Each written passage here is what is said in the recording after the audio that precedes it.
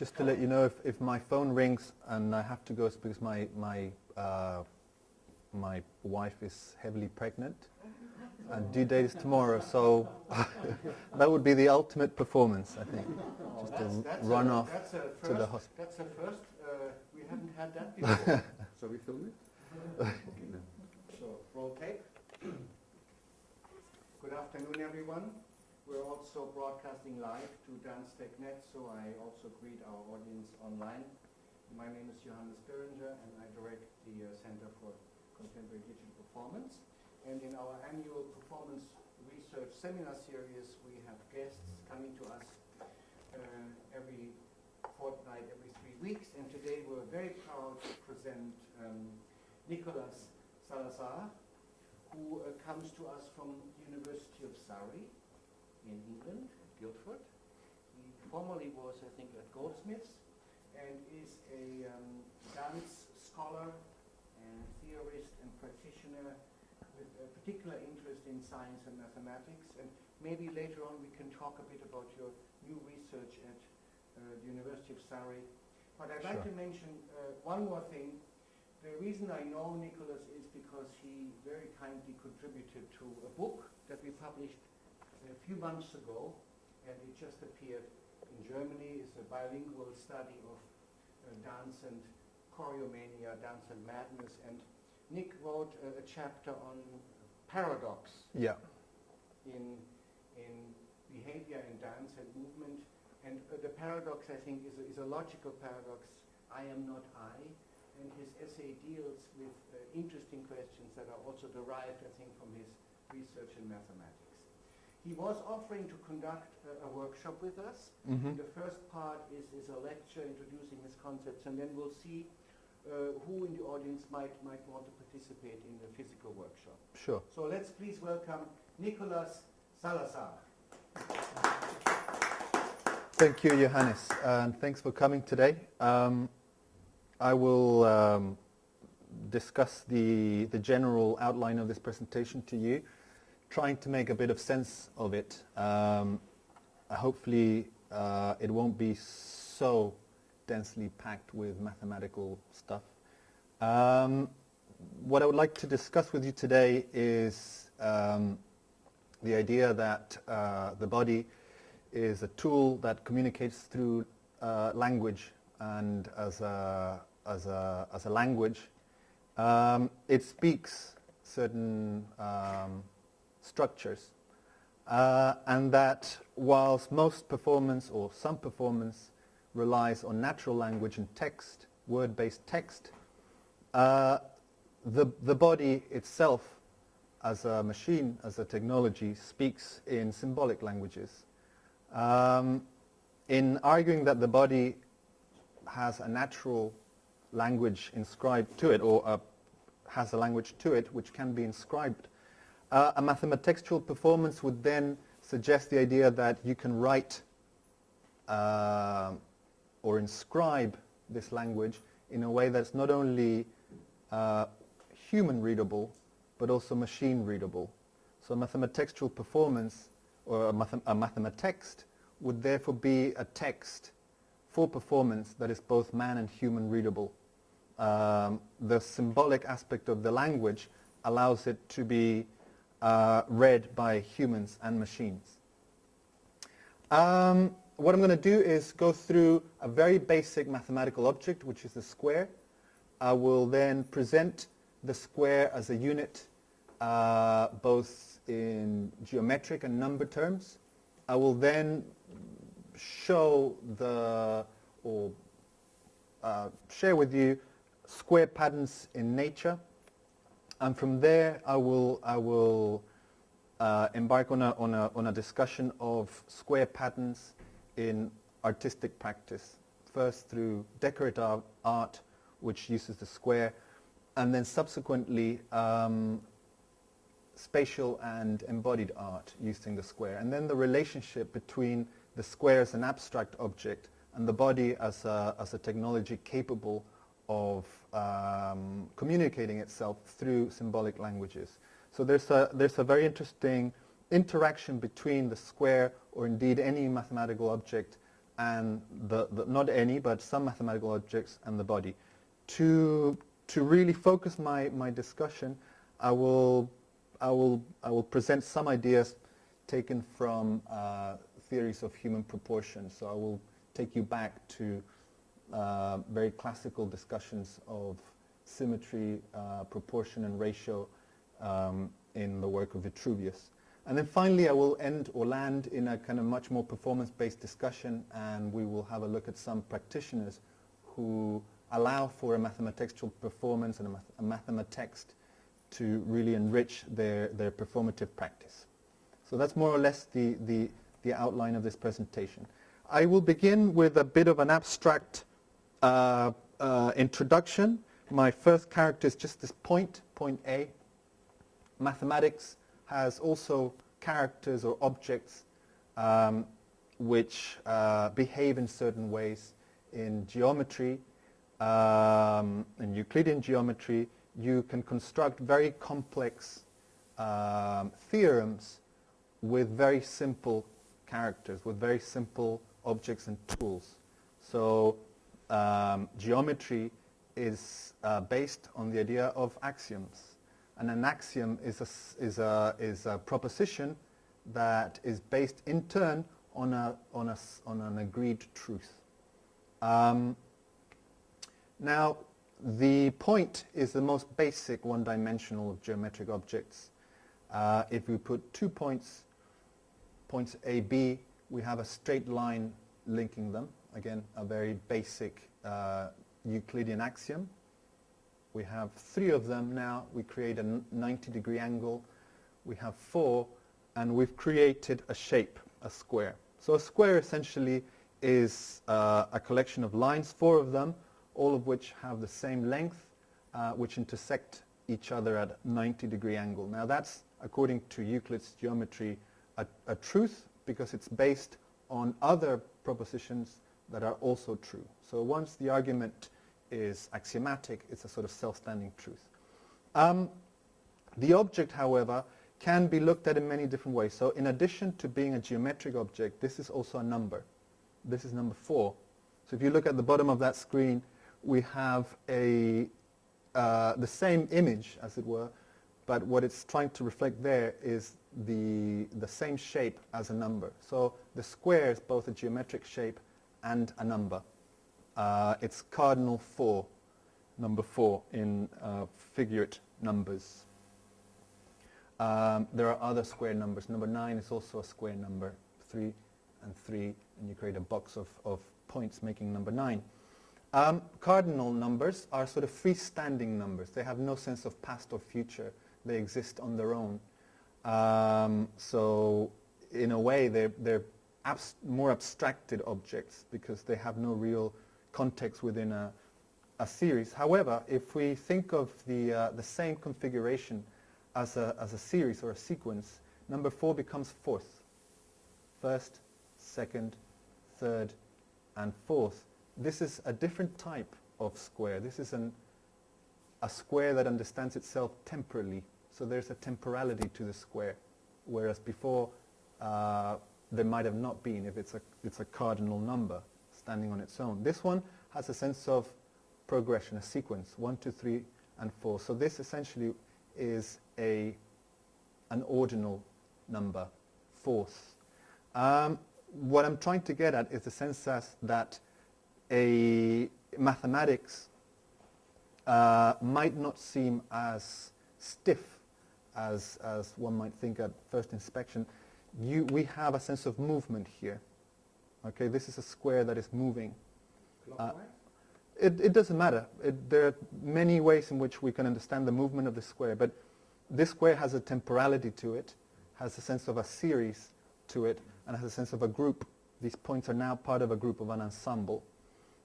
In addition, as we will see further on in this discussion, the square has inherent dynamics that make it have certain tensions by the opposition of diagonals, and a number of other properties that are conducive, if you like, to a more performative understanding of this object.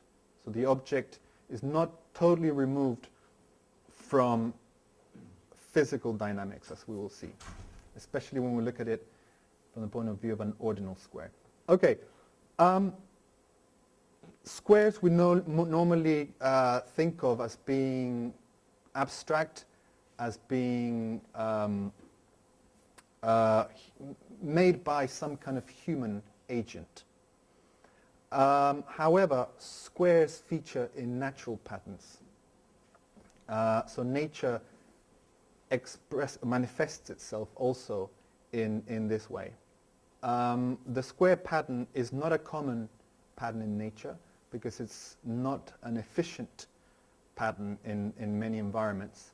But it is in the case of natural convection. I don't want to go into great detail into the science of convection, but if you think of a liquid which is sandwiched between two planar surfaces which are stimulating the liquid in different ways, what happens to this liquid is that the ensemble of molecules in this sandwich start to develop regular patterns, and they get together in cells, and they then articulate a shape.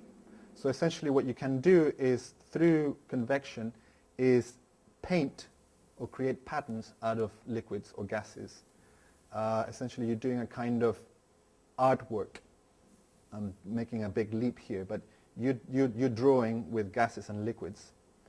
These pictures are all pictures of natural convection in nature, in different gases and liquids. The stimuli here is electrical, so you stimulate the liquids with various charges of with various electrical charges, and at certain charge the liquid will then acquire this pattern, a square pattern. The liquid can acquire other patterns which are not square.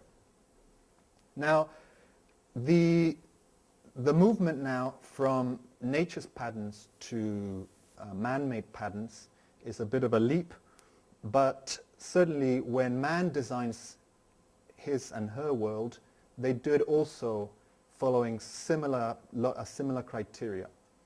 In nature organizes itself according to certain mathematical principles that allow processes to be carried out efficiently and according to a certain order. A human or a man or woman-made world is also reliant on a certain order, and patterns are key units in creating this order.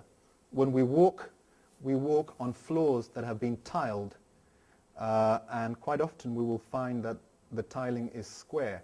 And if we look around us, we'll most likely find some square around us in framing the world we're in.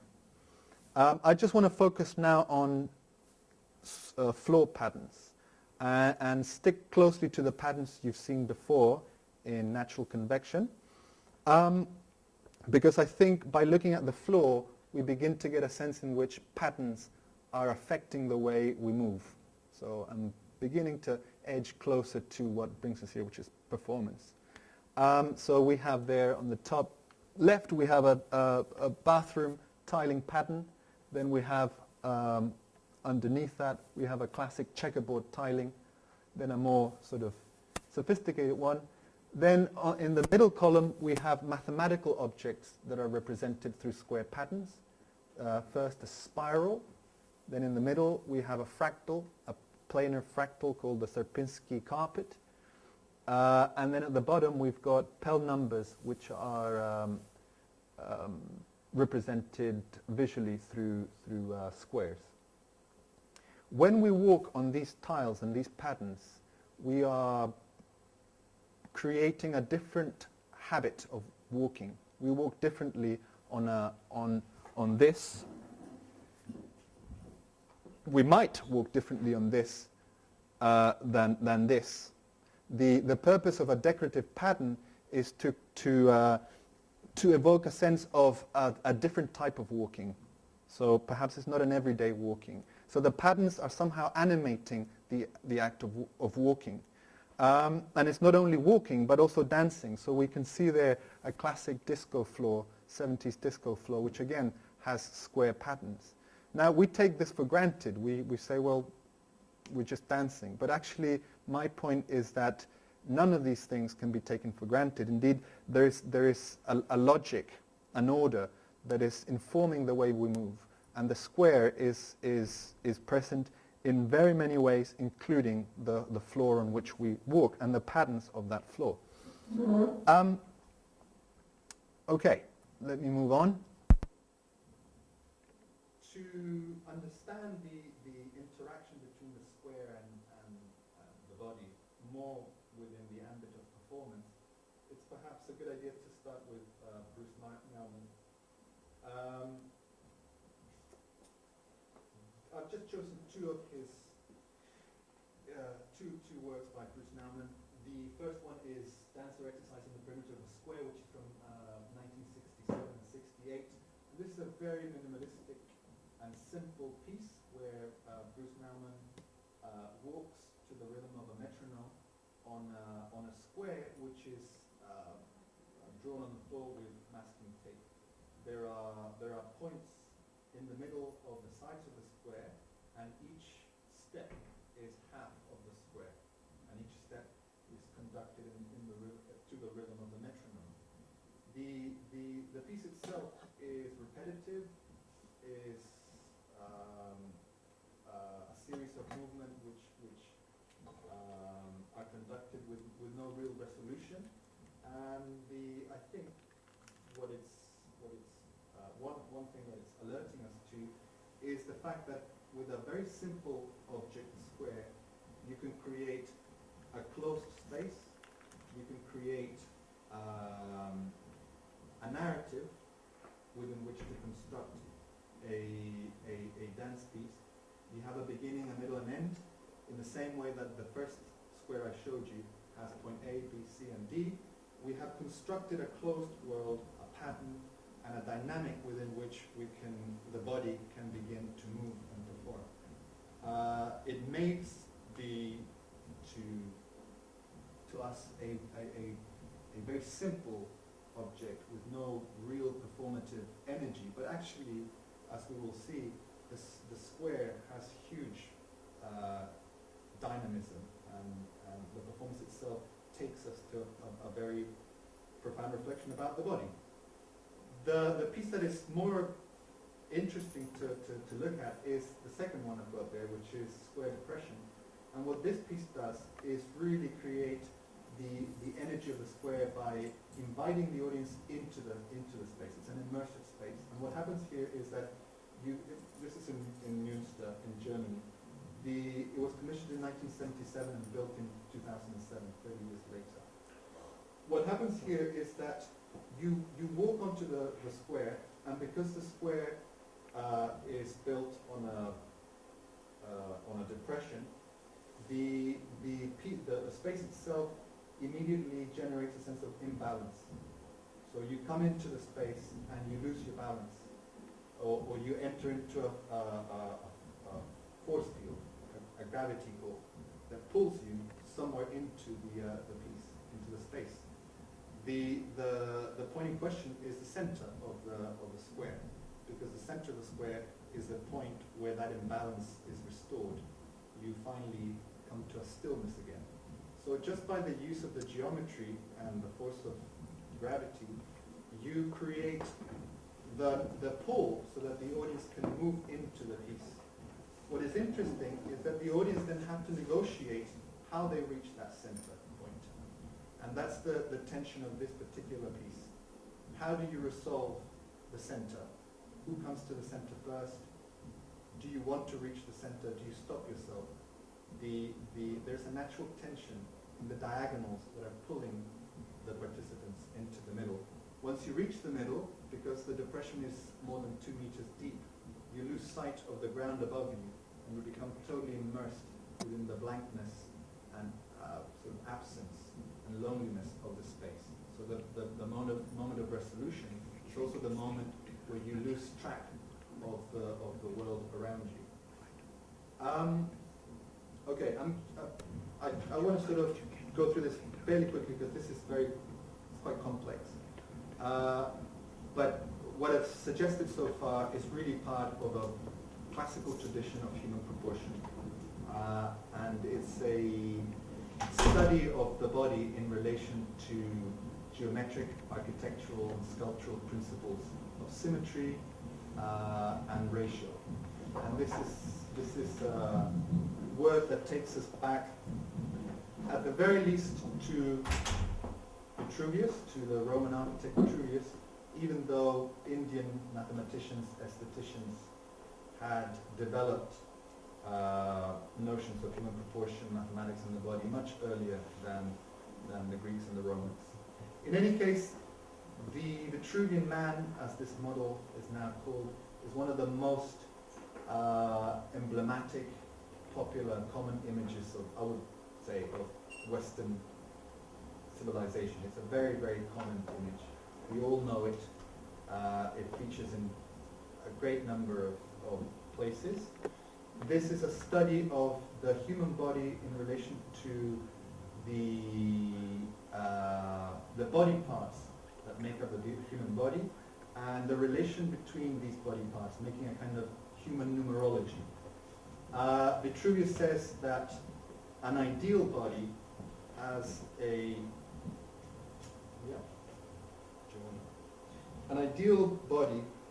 set relationship of the parts that make it. So there's only a certain number of, if you stretch your arms and you measure your body in terms of palms, there's only a certain number of palms that will make up the length of your body. And like that, you break the body down into body parts, and you can transform the body into a kind of numerological machine, which, according to Vitruvius, can be idealized. So you can have a model human being with a specific number of, with a given ratio of its body parts. In addition, he inscribes the human body within a square and within a circle to show the ideal proportion, the ideal set of relations of the human body parts. The Vitruvian Man is a very enduring image that reaches to us from Leonardo and the Renaissance artist who graphically showed Vitruvius' idea.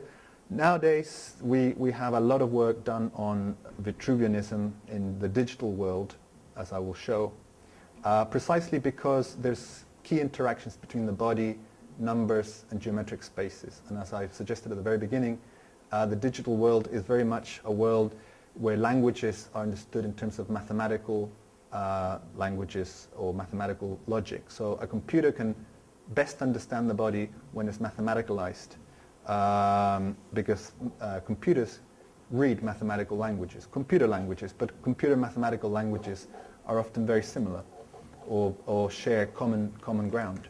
The second model I want to briefly present to you is on the other side of the historical continuum. So this is not classical theories of human proportion anymore. This is modern theories of human proportion, but very much in the same wavelength. This is Le Corbusier's Modular Man, and again it's an architectural rendition of the body in terms of a number of given ratios. The ratio in question is the golden ratio.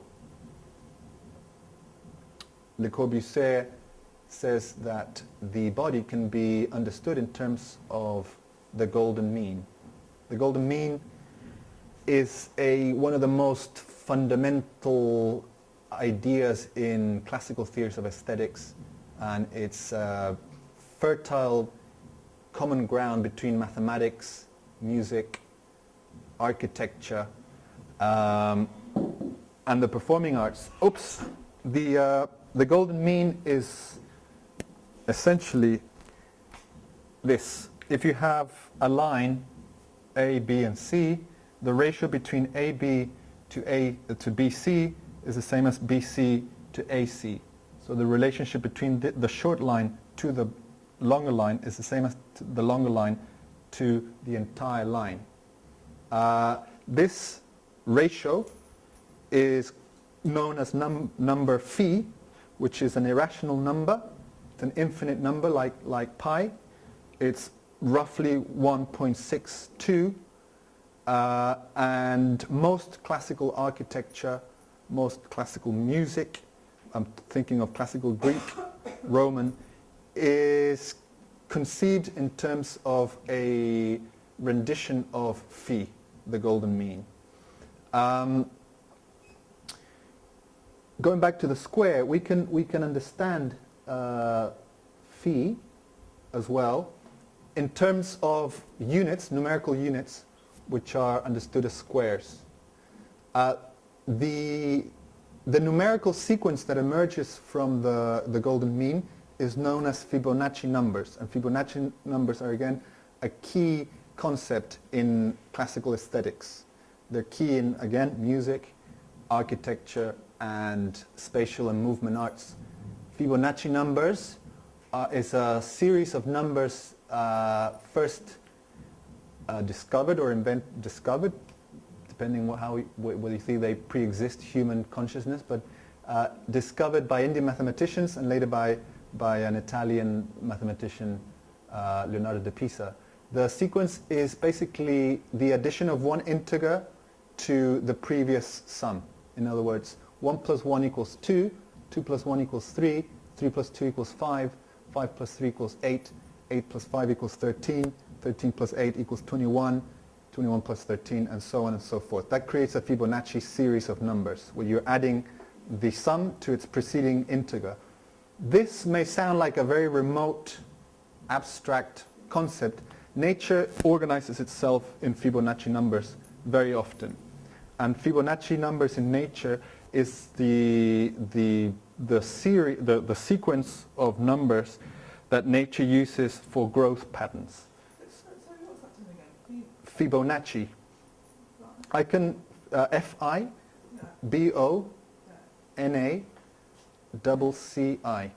Fibonacci numbers, or Fibonacci series.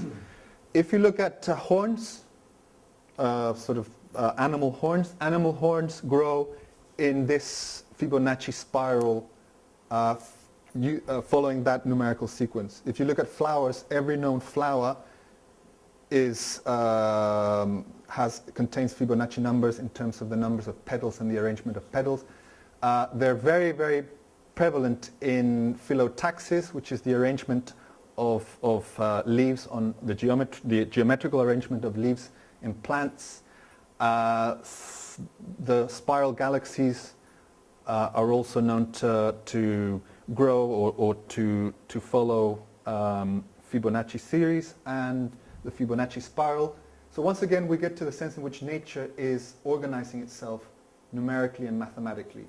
And in doing so, it's creating its sense of order. So it can repeat itself, it can grow, and it can move. These concepts are key to theories of human proportion, as we've seen, but they're also key to an understanding of performance where the body is speaking these languages and does not have to perform based on a literal text, based on worded text, but on this more symbolic language that is spoken not just by human beings in natural communication, but also, as I've suggested, by computers, by machines, natural and human-made machines. So in the same way that a sunflower is arranged in terms of Fibonacci spirals, human beings can articulate things in terms of Fibonacci numbers. So what we're seeing here is a language that can be spoken by machines, or can be articulated by machines, natural and man-made, and also by humans. Okay, so I will leave the mathematics to one side, and I will briefly just show you some performance that is kind of dwelling and inviting reflection on some of the ideas I've presented today. I've only talked about squares. I could have talked about circles, triangles. I could have talked about any number of mathematical objects, each one of which would have given you an hour-long presentation at least. I've just simply chosen the square because the square is such an emblematic symbol of framing, of meaning. So okay, we have some performances here to do with our first model, which was the Vitruvian Man model. three. One by Bulgarian performance artist Boriana Rosa. The first two pictures on your right there. Using the emblem, the icon of the Vitruvian Man, to comment on the fact that this model of the ideal human is a man, why not a woman? And secondly, on the continuing preoccupation in Western civilization of combining man and technology. So the Vitruvian Man as an early cyborg, if you like, a man that is interacting with an abstract space around it. Then we have the bottom right, a performance called Vitruvian Woman, again playing on the notion that why is this emblem of Western civilization a man, not a woman. 34 artists collaborated in presenting different video clips of women in different parts of the world making this sort of broken up body of womanhood across cultures, races and so on. The final piece is the Vitruvian world, and it's an immersive digital world that renders Vitruvius' idea of a cosmology organized mathematically within a technological world. So whilst for Leonardo especially, the notion of the Vitruvian Man was a cosmological one. In other words, a man inscribed within a circle and a square, which inscribes it within laws that order the universe. In this case, we have technology doing the work of God, because rather than being a theological cosmology, you have a technology that provides the universe. The technology provides that perfect order, that universality, that relationship between man and space, universal space. I also earlier on talked about the Modular Man as a interesting model of human proportion and the body in relation to geometric principles. Now we have performance of the Modular Woman. This is a piece called 226, which was performed in Rotterdam using Le Corbusier's proportional grid, bodies interacting with a grid that represents the golden mean I showed you before, and the Fibonacci series, and seeing ways in which the body can interact with this grid. We can see it there, the poles which were mounted according to the mean I explained to you before, the golden ratio. Because I'm running out of time, and I know I can go on endlessly talking about all sorts of things, I will leave this conversation with a question and another name. For me, Rudolf Laban is perhaps the theorist and practitioner who best understands this interaction between the body and the mathematical space within which we are contained. Rudolf Laban has a very, very well-constructed theory of harmonic space within which the body can move according to certain spatial relations. He uses the square. He uses the square to represent what he calls the dimensional cross. The dimensional cross is essentially a three-dimensional rendition of the Vitruvian Man. It's a square that has movement and three-dimensionality attached to it. So for Rudolf Laban, the cube or three-dimensional square is essentially the faculty of human beings to move backwards and forwards, left and right, up and down. So if you're moving in any of these directions, you're essentially within a cube. And here we have the image of the body inside the cube and the various points on which the body can orient itself in this cube. Laban's theory of harmonic space and movement analysis is much, much more complex than this. He inscribes the body not only within the cube. The cube is a very static understanding of the 3 dimensions of space, but on top of the cube you have a number of other platonic solids and crystalline shapes within which you can create harmonic movement. His preferred one being the icosahedron, on which I have done some work. If you're interested, I can tell you what the icosahedron does. I leave this presentation with Laban's great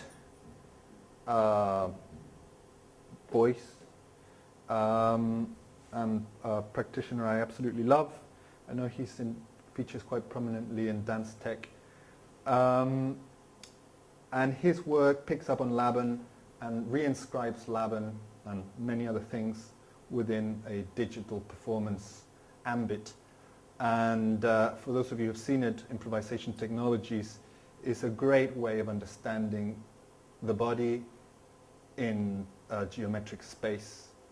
What Forsyth is going to show you now is a very simple mathematical concept known as isometry, where one object, namely the 3-dimensional square, can feature at different scales within the same agent or group. He's moving into a much more complex field of mathematics, group theory and symmetry group. I'll let him speak. Isometry. You'll notice that these things can take place pretty much on smaller axes. In other words, this is the middle of my body beforehand, yeah, in the original model, and now the model has shrunk, yeah, and I have the middle sort of happening here, so this isometry can go here, here, here, here, here, here, here, here, in the same number of orientations that you had in the original large model. So an isometry is just a form that reorients itself to every diminishing model. So in other words, as far as I'm concerned, an isometry of this is also that.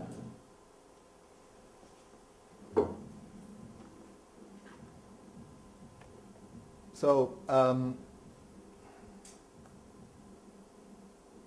yes, he's taking Laban's theory of harmonic space to another level, both in the sense that he's employing technology and making it complex by inviting more complex mathematical notions like isometry and group theory. Just to finish off, I have another video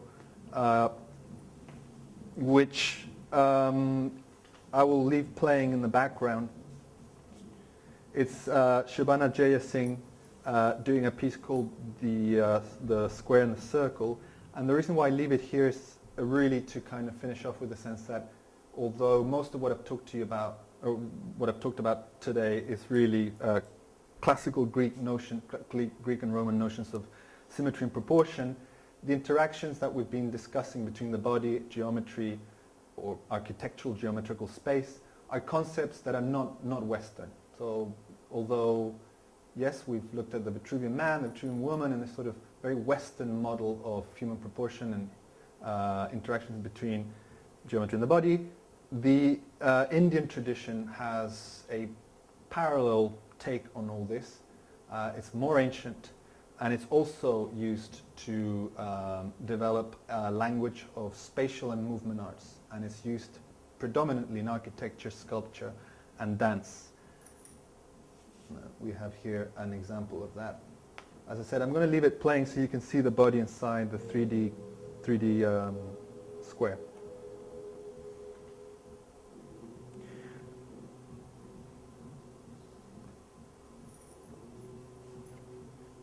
And so to finish off, really, I don't think we'll do the workshop part of this presentation. I was going to do Quad by Beckett, which is very similar to the Naumann piece I told you about. He's playing with a square in terms of inherent tensions in the shape. That can invite a whole different debate. Quad is a fantastic piece. The only thing I want to say about Quad is the way in which it's written, because ultimately my presentation today really is about the text, the mathematext. So a text that is not written in natural language, it's not written in words, it's written diagrammatically in a mathematical or quasi-mathematical language. And Beckett, as a great, I wouldn't say fan, but a man who was in awe of mathematics, devoted the later part of his life really to a literature or a drama of what he called the unword. So getting rid of the word in order to retextualize theatre in this way, in a very symbolic way. So the final slide is the first slide, the ordinal square as a diagram now. My theory, or some of the work I've done, is in collecting mathematexts, in collecting works for performance written in mathematical language, mathematical logic, computer languages. I have three examples of this. The first one is by Brian Rotman, and it's a piece we choreographed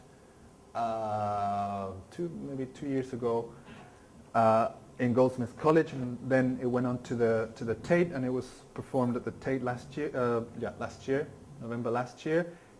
It's using the square in terms of a mathematical language called category theory, and it's again a sense of a square, a moving square, like the ordinal square of the points that have a temporality to it.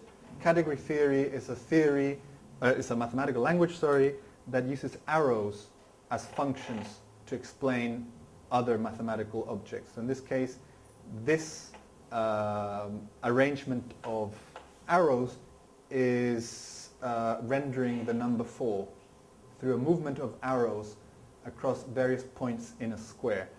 These arrangements were choreographed by myself and performed. The sequence was not only locomotional, so this was not only actors moving on a square following those trajectories, but also sonic, so the movements were sonic, gestural, and so on. The other mathematext I've got there is Strid-Williams' Klein group expression of a ritual movement. I'm not going to go into Klein group for now. And what I mentioned before, Beckett's Quad. Beckett wrote the play in a diagram. He didn't write text for this. He wrote a diagram, 2 diagrams, and instructions to perform the diagram. Like most of his later plays, they were abstracted to the point where he dispensed with characters, with characterization, and what he was most concerned with was shape and dynamics of shape. It's the shape that matters, he says. The sequence of this presentation was that I was going to give you the text to look at, and for you to tell me what you think the play is about, just by looking at the text.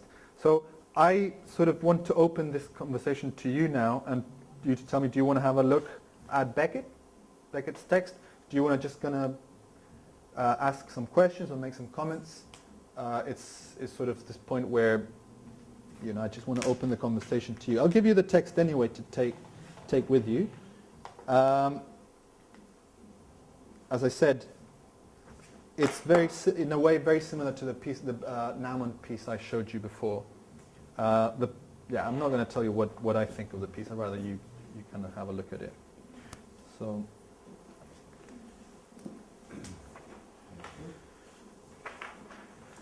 There's a few copies there. Yeah, I mean, talk maybe a little bit about the chord, and then if you want to, we can then do question, answer, and also talk about the workshops in the discussion area. Okay, well, Quad it was written in 1981, I think, and it's based on a kind of haunting idea that Beckett had of performing a geometric mime, which he had been thinking about for many years. And as Beckett's dramaturgy and understanding of the theatre developed, he increasingly geometricalized his work. And he became heavily involved in mathematical logic and geometry. Quad is, in my opinion, it's very difficult to give you a sort of interpretation of it because it's very symbolic, like it's a symbolic language, geometry, so interpretations abound. But one way of seeing it, like Naumann's piece, is that if you follow Beckett's instructions, you find yourself meeting in the center point. So you have 4 performers moving in a preordained sequence of movements along a square. Beckett has written it specifically so that the performers meet at the center. So these performers, which are nondescript, they don't have sex, they don't have age, they don't have identity, character, walk along the square and their trajectories meet at the center. So the piece is really about what happens in the center. The center might be taken to signify meaning, contact. What happens when human beings come into contact and strive for meaning, for communication? The piece really suggests that there is no contact, which is why Beckett wrote a second diagram where he circumvents the center, and the center becomes a non-space. Beckett is suggesting there is a non-meaning, there's non-communication. Communication never happens. Language is always bound to failure, always bound to be incomplete. Contact is never obtainable. So the dynamic of the square, this is very much a logic square as opposed to mathematical square. It's very much the Aristotelian notion of the square of opposites and a Greimas square, where opposites, contrariness, implication really inscribe the nature of logic and meaning. When you think of meaning in terms of the semiotic square, the center point is the point where contrariness and contradiction comes together to make meaning. For Beckett, that point doesn't exist. You do not make meaning. So the square, like in Naumann's piece, is all you need to generate a dynamic where bodies communicate very profound ideas in a symbolic way that are not reliant on text, on the literal impediment of words. In my case, I am very much in alliance with Beckett in saying that the word is an impediment. Symbolic languages, in my opinion, aren't. They open up semiosis, meaning, embodiment, to a space that is richer and less literal. Thank you.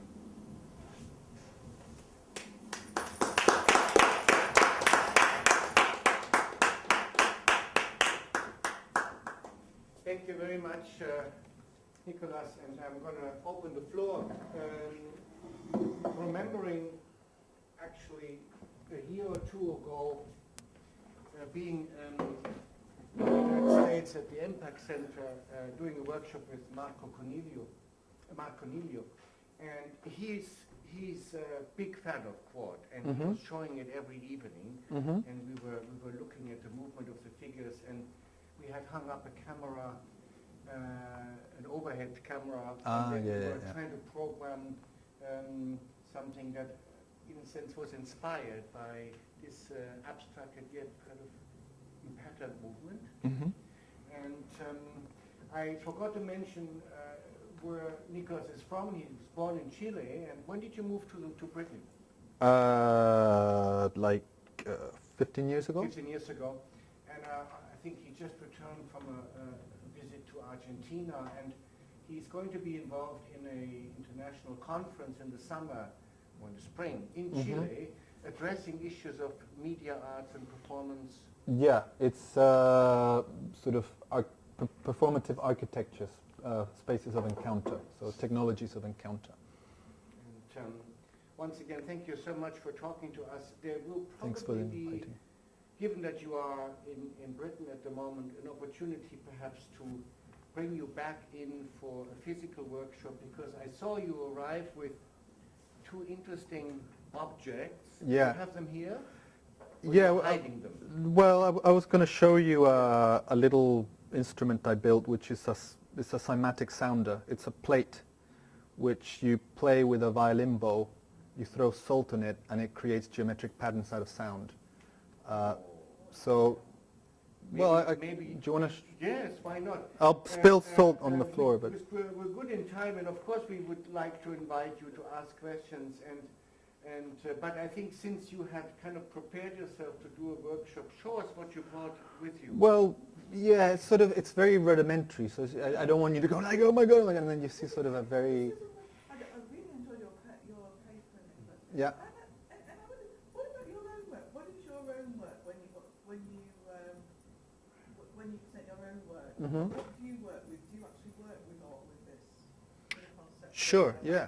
Yeah. I mean, as I said, my work is very much about using these objects as a text for embodiment. So out of square in this case, as I've showed you, you have a myriad of possibilities for embodiment, both because a square can be a number, a group, a series of dynamics, and also because there are many ways in which you can interact with that object. So I'm not interested in a kind of dramatic aspect of performance. So I don't look at text, sort of worded text. I look at these mathematical objects and choreograph them. And what happens with your audience? How do they? Is it important that they know what you're going to be doing first, or else is it all right if then you just do your performance and they just take out of it what they will? If you see what I mean, because given the fact that you are obviously very much concentrating on this mathematical model, really, aren't you? Which, say, if an audience didn't know that, does it matter that they know or they don't know? I mean, I can show you something. I don't know. I mean, some of the stuff is sort of self-explanatory in the sense that you don't need to. Okay, I'll show you something. It's self-explanatory in the sense that the stuff is a choreography. So you see people dance, move.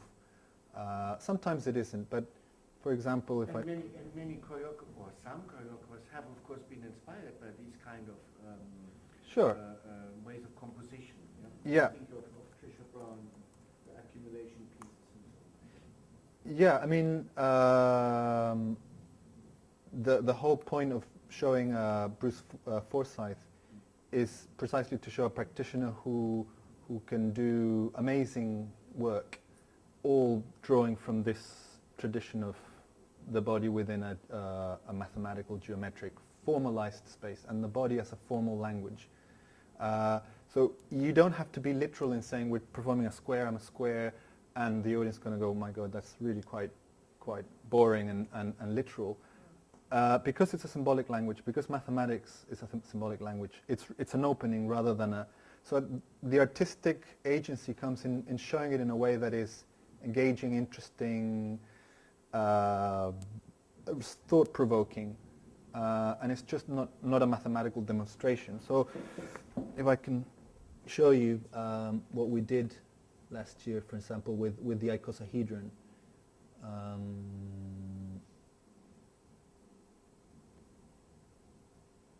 I do find it interesting that you collaborate with people like Brian Rodman, who I remember meeting in Ohio, a mathematician, yeah? Yeah. And developing choreographies, together. This is a piece we did last year on choreographing an icosahedron. An icosahedron is one of Laban's favorite object.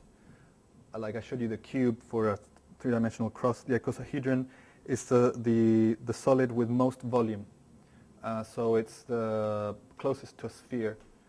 And he has this whole theory of the icosahedron. Everything here is thought out in terms of the geometry of the icosahedron. The music, the space, the movements. I'll just put it forward so you can see. The collaboration was between my company Configurate and and the microbial sciences division at Surrey, because the point was that viruses are icosahedral, and so we wanted to see whether Laban's theory of harmonic movement had resonances with viruses, and we found that it does. So what you see at the back is a moving icosahedron, and the dancers are doing a sequence of events that show symmetries that are taken from the icosahedron. Could you say a couple of words about the icosahedron, because are these the same shape? No. These are not. These are not. These are sculptures. An icosahedron is a regular solid made up of triangles, if you like, all of which have the same angle. They're regular triangles, and you put them together to create a three-dimensional shape. There are only 5 solids. Yeah, the cube is another one. And what the sculptor did is he deconstructed the icosahedron into these sculptural configurations, which is selecting a few sides of the icosahedron. And she did these sculptures, and what we had in this show is interactions between the shape here, and quite often, it's difficult to see here, but quite often you see the bodies taking shapes that echo the sculpture. The audience was placed around the performance, and the sort of symbolism is that this whole space here is a virus. A virus is a very efficient shape that once it enters into contact with a surface in the body, expels all its DNA content and contaminates the body. The dance starts very kind of contrived like this, and it accelerates, and at the end the dancers spill onto the audience and contaminate the audience with their movement, basically. And at the end of this there was a presentation by the microbiologist who explained to us why viruses are icosahedral. And I explained why Laban sees human movement as icosahedral, and then we had this conversation as, are we viruses? So as you can see, you can have a look, you can see this work, and not ever think of icosahedron, it's not really about making it literal.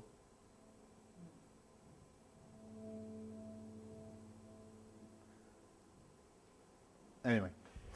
Any other comments, questions? I think we can have a very good conversation in the next few minutes, and I'm looking forward to this conversation because many ideas come to mind, and I'm so glad you brought Bruce Naumann back into the picture. And I had a question actually.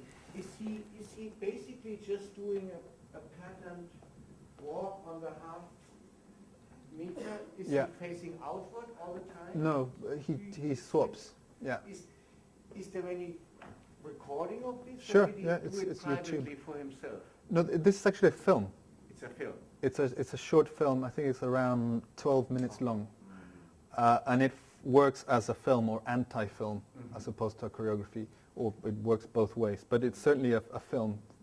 The medium is film, and he's walking, as I said, to the tune of a metronome, facing the camera and then facing his back to the camera, and he said that the sequence should be then looped, so this is sort of endless, repetitive walk on the square. I always wondered about him because sometimes in exhibitions you see photographs or archival photos, but they don't always show you the films, and I think he did record some of these exercises in the studio. They're in YouTube. They're really easily. We should really teach them because they are very good exercises, I think, to think about concepts of movement and patterns. Yeah. Floor open, please. Other questions, Theodore? I have a couple of different, very different things I want to directors want to go in. And one is you said various things about language. You said. Oh God. The body speaks in symbolic language. Then you talked about movement being a natural language. And later on you said that you find language inhibiting. and all of that seems contradictory to me. Mm-hmm. So, and you were obviously making a distinction between the language that is inhibiting being speech, Mm-hmm. or textual written language. Mm-hmm. Why, and you also said that that was a natural language. Mm-hmm. So Yeah, where do you draw the lines? there's the acceptation of the word natural is the problem there. Natural means related to nature, or natural meaning natural language, meaning spoken languages. So symbolic, it's a term. Natural language is what we're using now. Mathematics is not a natural language, it's a symbolic language. Computer languages and mathematical languages are called symbolic languages. Speech is known as natural language. So I was using the word natural on the one hand to mean related to nature, so the body speaks a language related to nature, and on the other hand I was speaking of natural languages as we don't just speak this language we're using now, we speak a gestural language, emotional language, which is symbolic, basically mathematical, or even computational, in the sense that DNA is very much a sort of computational language. So the body, nature makes sense of itself in terms of mathematical and computational languages. Nature does not speak English. Natural languages are entirely human. They're artificial languages, if you like. I know these terms are very, very dubious, and it's great that you... They are confusing. They're confusing. They're very confusing. Because in literary terms, of course, you would also say it's a symbolic language, right? Yeah, it's very difficult to unpack them, because you really need to, for each one of these terms, contextualize them and locate them so we don't fall into this sort of contradiction. But you're right. It's essentially I'm using the word natural in two different acceptations. So I would have had to clarify that when I speak of the body as being natural, I mean the body as being related to nature, and natural language meaning English. So what's inhibiting about language for you is the fact that it's English or German, or that's inhibiting. And that was what was inhibiting for the body? Inhibiting is the fact that it's a babble. No, it's inhibiting because For the body or for the mind? For communication. For communication. Because a natural language now, meaning English or German or a word, let's call it word-based language, a grammatical language, is caught, I think, inevitably in the fracture between signifier and signified. So the meaning I'm producing with this language is always before. This, in a Derridean sense, a difference. Not necessarily.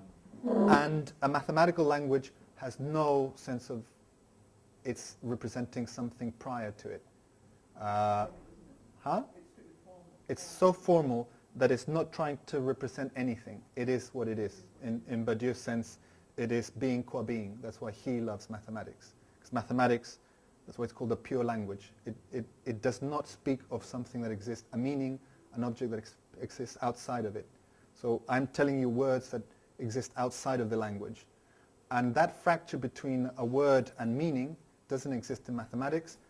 Beckett consistently criticizes literature for that and says, I've had enough, I want to speak, I want to do drama that is a drama of the unword. So I don't want words anymore. I don't want people to start saying, what does this word mean? These objects that he used at the end of his dramatic career are a pure, if you like, again it's a kind of questionable word, but are a pure language of pure semiosis. So this is an object that exists as itself. This square is not trying to represent anything else. It's meaning qua meaning. It's pure meaning. And I think that's very liberating. He almost, at the end, you could say, moved into choreography, and I think his last piece is a film, right? The last piece is film. It's very choreographic. And you can see this, especially when you look at the way he directed his own plays. So if you look at his notebooks on Waiting for Godot and his notebooks on Endgame, they're really, he says, what matters in my plays are the shapes that the actors do when they move. and the words are incidental sounds to orchestrate the movement. So it's a completely choreographic notion of performance. Bob Wilson must have liked that comment. Interesting, yeah. Because in a way, when I remember him rehearsing, it was about counting and being in a particular place at a particular moment. Dancing, dancing, yeah. It's very kind of strict and architectural. Yeah. Totally, yeah. And so his notebooks are all diagrams of where Vladimir, Estragon, Lucky, Poso have to stand, and you read the actors' comments, and they're saying, why do I have to move there? And Beckett said, just move there. Just go do he's working with crosses and circular movement. He says, you have to move on an arch from the tree to the stone in an arch. And the actors were like, why? He said, just do it. And his directing of his own plays were really very much about letting the abstract mathematical or geometric languages speak for themselves. So he was not interested in finding meaning on what they were saying. So what they were saying was absolutely meaningless as far as Beckett was concerned. I think this is all my interpretation, but those notebooks are really very interesting. They really show how Beckett was looking at this other language and wanted the audience really to focus on this other language. And by looking at his later work, Quad and various others, you get the sense in which, Beckett is really moving away from natural language, so words, in order to speak of counting. So footfalls is a great play on counting. Not I, again, a disarticulated body that has no real corporeality in it, but there's a structure to the sequence of words and so on. So really very choreographic and very, very mathematical too. We'll come back for you now. I'm sure you have more questions, but Emily had your hand up in the back. 1 second, yeah. I was just going to pick up on something that Theo said, but you kind of answered it anyway. It was about the intangibility of language and the fact that, you can make that distinction between the natural language and the natural language. That kind of emphasises your point that language is inhibiting. Yeah. But you kind of covered that with what you just said anyway. Do you want to follow up on your... I just wanted a whole other direction, Okay. which is the work of the Theatre of Mistakes. Are you familiar with it? Theatre of Mistakes. Yeah, it was a group in the 70s. I was founder member, but one of the aspects of it was that all of the instead of linear structure, all of the structures were game structures, mathematical game structures, and so there's quite a lot of material that I can. You mean game theory or games as in play? Both. Okay. For example, a game structure would be you do something, for example, taking something like Beckett's quad, as people come to the center, actually the point would be what does happen when they come to the center. Not that nothing happens, but you don't know what's going to happen. So the if-then structure rather than the and-then. And there's a lot of diagrams. What were the mistakes? What were the errors? That was when you find something out. Okay. When you see what happens. Do you work with errors? Because errors. yeah, because in a way, when you titled your essay for the Magnus book, From Paradox to Paradance, schizoanalysis Of I am not I, of the dance equation. of a dance equation. What if in mathematical experiments an equation doesn't work out or has a fault? What happens in terms of how you can present that physically or explore it physically? Well, I mean, in mathematics, a mistake or an inconsistency is really the end of the process. So mathematics is very much about ironing out any mistake, so there isn't any. And pure mathematicians would sort of malfunction if you said error is a sort of a fruitful area of investigation. So mathematics at its kind of more purified level is very much about not making any mistakes. The beauty of reassuring. That's the funny thing is that mathematics, when it becomes this sort of place where you can feel reassured, is a very classical notion of mathematics. Modern mathematics after Cantor, after Riemann, and especially after mathematical logic with Gödel, is really saying mathematical logic is incomplete. So whatever you say, you're using logic to say it, and as a result, the restrictions of your own logic means that no proposition is absolute. And so what modern mathematics says is that incompleteness, which might be similar to error, is an intrinsic part of mathematical languages. I have written some stuff on error because I think, yes, error is sort of the necessary counterpoint to truth, so you can't have this absolute truth going on. Error is the sort of process whereby truths are deconstructed and new truths emerge. So it's like symmetry and symmetry breaking. I've talked a lot about symmetry as this organizing force, but for there to be symmetry, there has to be symmetry breaking. In nature, there are forces that break symmetry and create these turbulences where a sense of newness can arise. And in that way, error might be seen as a force for changing truth, remorphing truth, reinserting a truth somewhere else. It's not mistake as a negative value, it's mistake. It's, kind of playing on that with practice mortality on some level. Yeah. Which is the difference between mathematics and movement. Yeah. But for example, like it's very interesting I was talking about Euclid. Euclid had 5 postulates, 5 axioms with which you can construct any geometric theorem. And the final one is the only one that can't be proved. All others can be proved, as it were. And the final one, the 5th postulate, is a very controversial mathematical idea, and it's that if you have 2 lines that are parallel to each other, they are infinite. Now, there's no way of proving that. You can't draw a line to infinity. And whereas every other postulate in Euclid is about finite relations between finite points, the last one is about infinite.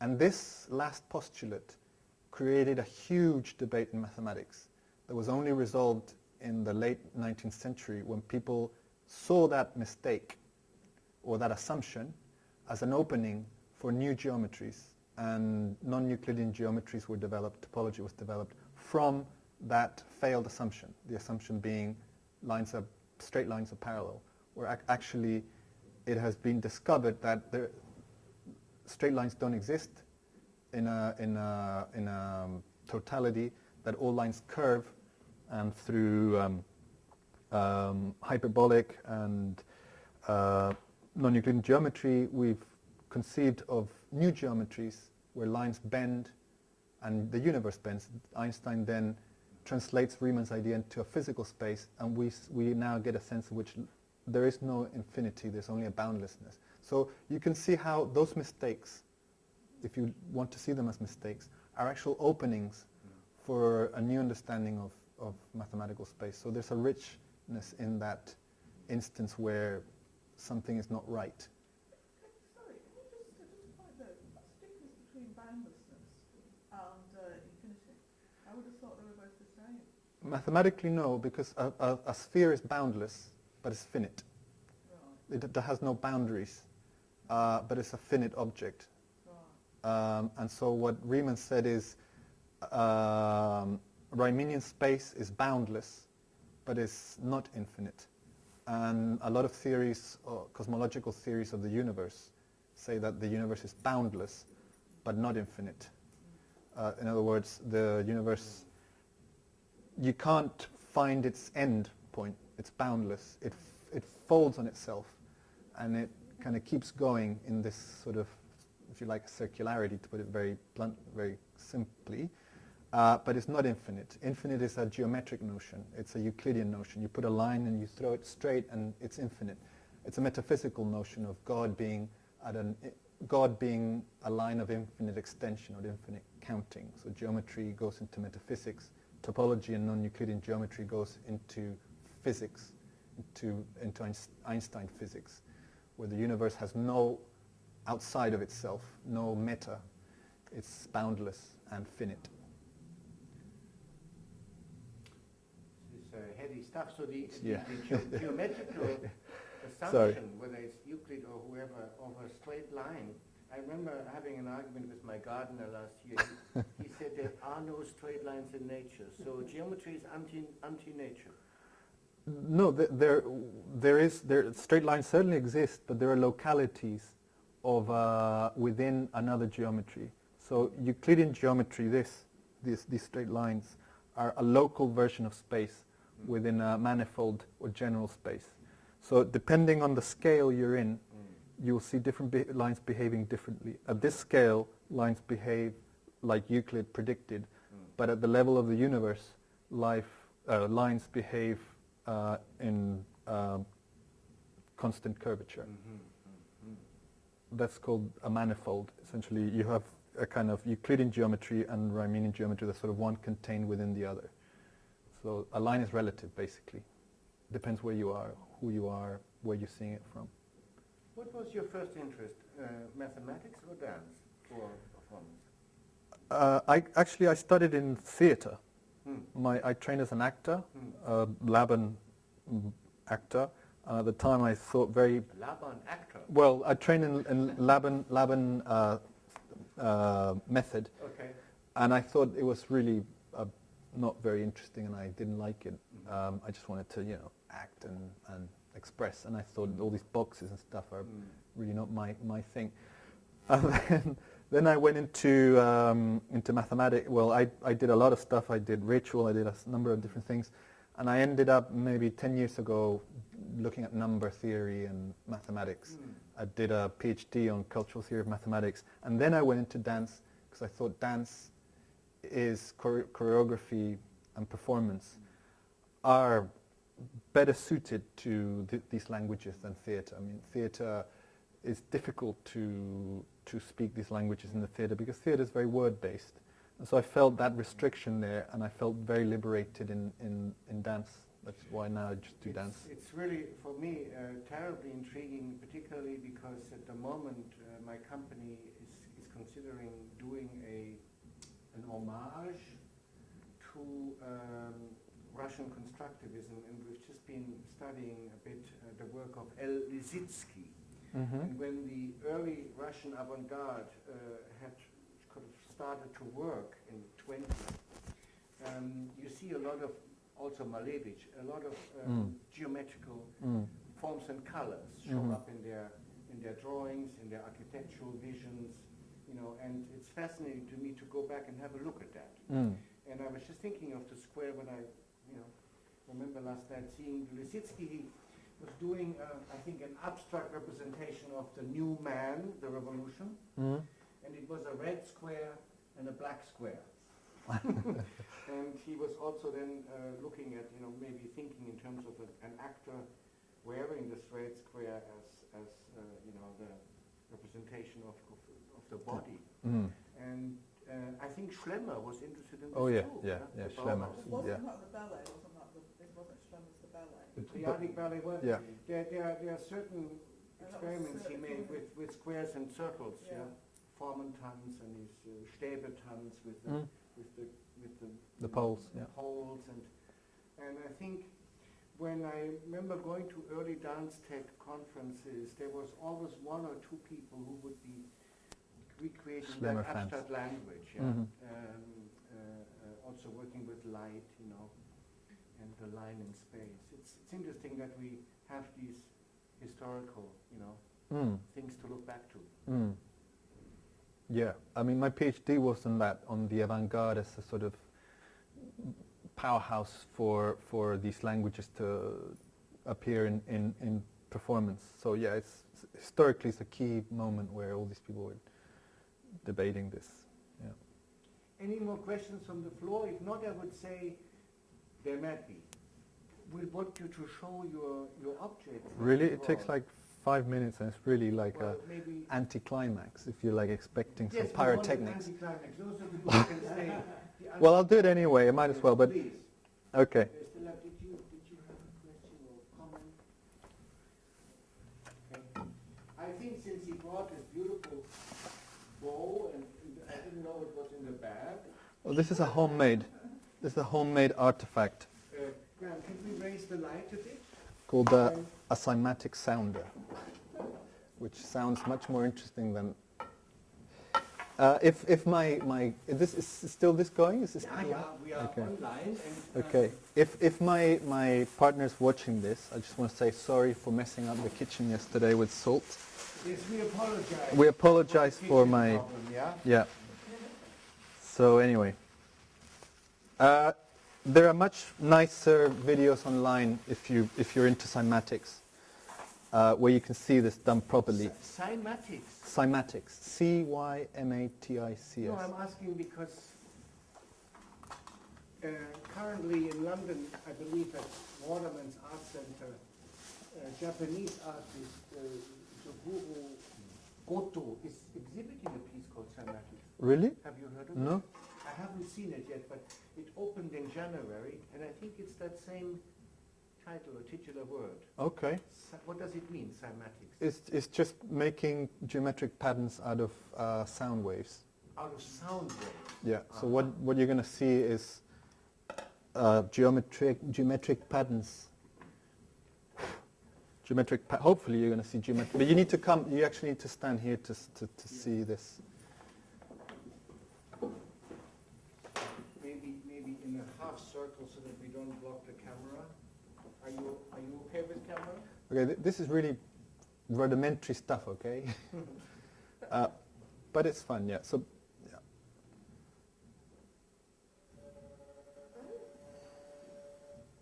So you have there a cross. Depending on where you position the bow, you get different geometric shapes. As I said,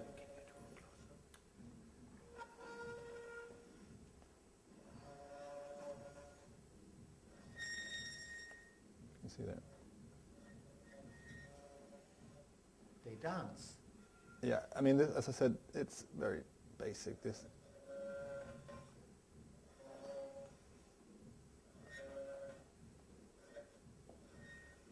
So I think anyway, if you stabilize your instrument, yeah, and my then, instrument and is. then play it like a musician and have a camera, the pattern it creates Yeah. is beautiful. I mean, I can show it online to see it done properly, but I just wanted to show you how essentially the sound wave, which is on this plate because of the contact with this bow, creates waves within which the particles fall, and they fall into these geometric patterns.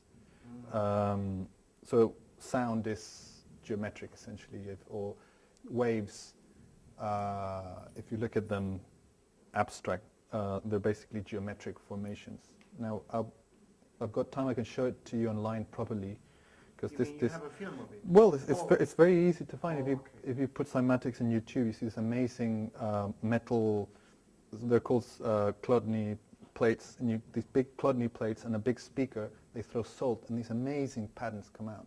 Squares, circles, all sorts of things.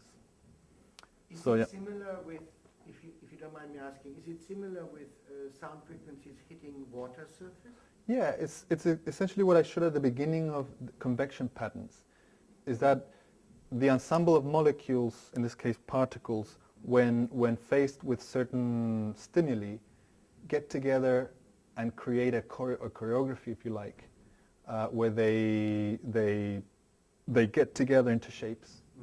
So water, you can paint with water, you can paint with gas, you can paint with sound, you can create shapes, patterns with these elements. Was that the sound jars? Was that just the kind of pressure from the instrument that caused the pattern?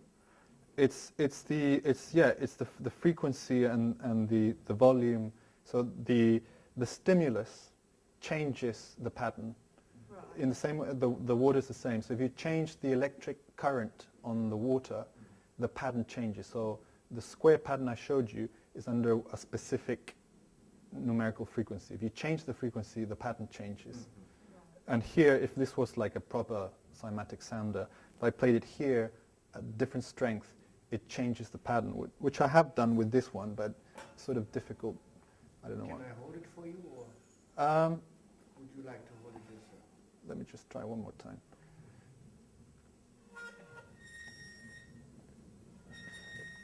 You can see how it's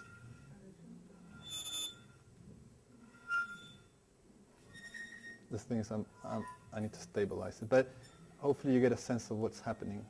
Or maybe. Actually, if I show it to you online better. So just. We turned off the system. Oh, okay. Well, yeah. So basically, different frequencies, different positions of the bow create different. I think with this marvelous sonic performance, Nicolas, we'll end our afternoon, and we thank you once again. Thank you for the invitation. being Thank with you us very here. much. Thank you. Thanks. Thank you. Great. Thanks everyone for coming. Thank you. Yep. Well, we can still sort of reach it if you want. Okay, we turned it back on. So Oh. if you were Yeah. I mean, We're not rolling, but find it for us, we'll have it for our online audience.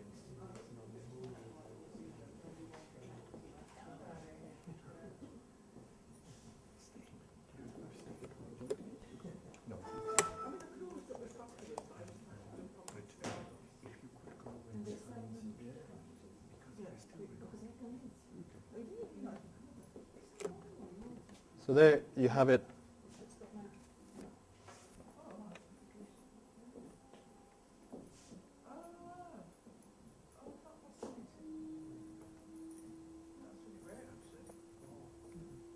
That's just salt on the same thing, basically.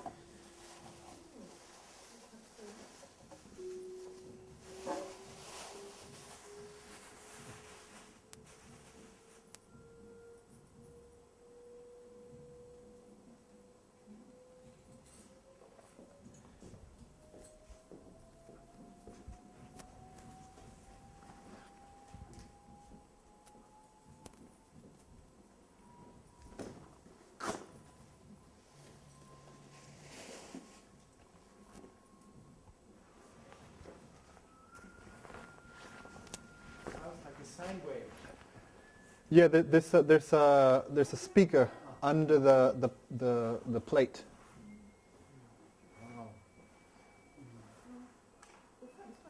Yeah, thank you for coming. Yeah, Thank you. good luck. Yeah, I'll be here before too long. see ya. See ya.